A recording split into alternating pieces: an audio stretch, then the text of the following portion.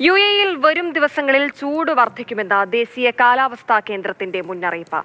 താപനില 47 ഡിഗ്രി സെൽഷ്യസിന് മുകളിലെത്തുമെന്നാണ് പ്രവചനം. അടുത്ത ബുധനാഴ്ച മുതൽ പൊടിക്കാറ്റിന് സാധ്യതയുണ്ടെന്നും കാലാവസ്ഥാ കേന്ദ്രം അറിയിച്ചു. യുഎഇയിൽ കൊടും ചൂട് തുടങ്ങിയതായി കഴിഞ്ഞ ആഴ്ച കാലാവസ്ഥാ കേന്ദ്രം അറിയിച്ചിരുന്നു. ഇതിന്റെ തുടർച്ചയായാണ് പുതിയ മുന്നറിയിപ്പ്. 42 ഡിഗ്രി സെൽഷ്യസ് വരെയാണ് രാജ്യത്ത് ഇപ്പോൾ രേഖപ്പെടുത്തുന്ന ശരാശരി താപനില.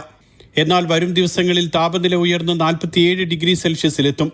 തീരപ്രദേശങ്ങളിലും മരുപ്രദേശങ്ങളിലും താപനില ഒരുപോലെ വർദ്ധിക്കും.